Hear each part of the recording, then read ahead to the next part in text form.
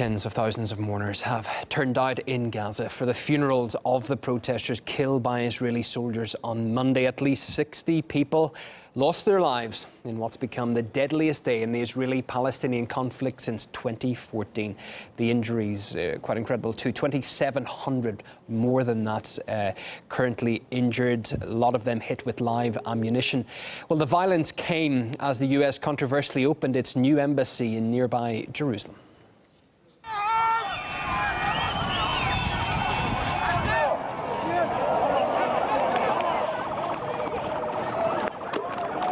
What a glorious day. Remember this moment.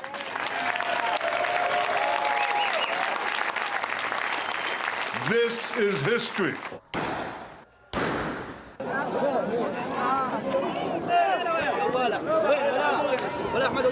We extend a hand in friendship to Israel, the Palestinians, and to all of their neighbors. May there be peace.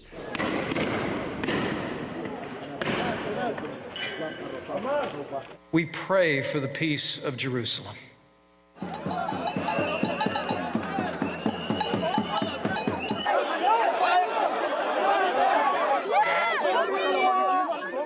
I'm here in Bethel in northern Ramallah, where ever since midday prayers ended, crowds have been arriving to protest against the Israeli soldiers who are just a short distance behind me. As you can see, they've kind of demarcated this area by burning tires.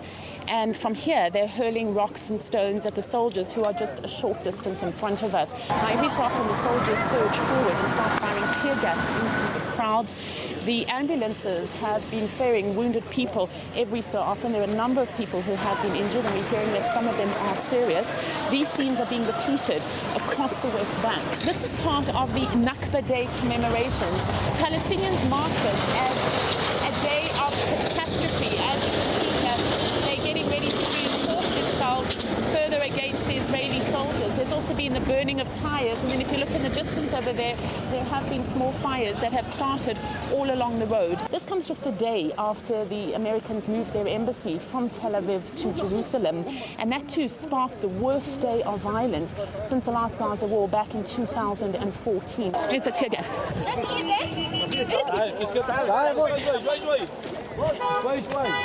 So we're running now because there's tear gas coming in our direction, and as you can see, the crowd is moving. It's always difficult to tell where exactly it's coming from, so we're just going to make our way further back. And as you can see, the situation is extremely tense. Let's just get out of here. There's a drone in the sky that everybody's pointing to, so we think that it's firing tear gas on the crowd here. And so we're going to move all the way back, so we're not right on top of the soldiers. And let's see from here what's going on.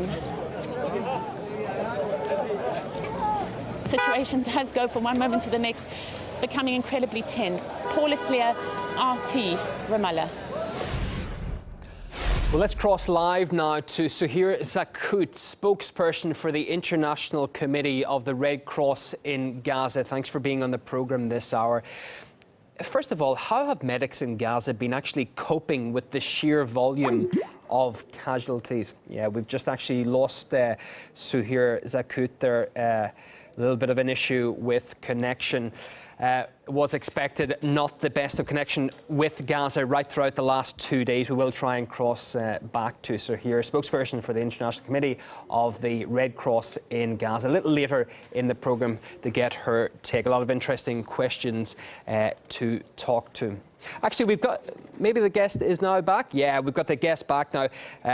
Suhir, can you hear me, hopefully? Yes, Oh, yeah, perfect. Just a little bit of a connection issue, but we'll keep, we want to get some answers, so we'll keep talking for as long as we can. How have medics in Gaza been actually coping with the volume of casualties there? It has been a tough day on Gaza yesterday. Tens of people lost their lives, thousands have been injured, and this is far beyond the capacity of a health system which was weakened in the past with the humanitarian crisis in Gaza. Doctors were struggling yesterday to cope with the influx of the patients in hospitals wouldn't have been possible for it to cope influx in time. Like Shifa Hospital only was dealing with 400 injured, wounded people. At the same time, the doctors were all overworked over the 7 past weeks already, and yesterday came to deepen the crisis at hospitals. Hospitals have been working with limited resources. Doctors were working around the clock to cope with the influx of the wounded, and that was a challenge for the doctors. The triage, I mean, Gaza doctors also with the testimonies of our surgeon teams who are deployed in the hospitals, stand side by side to the doctors at Gaza.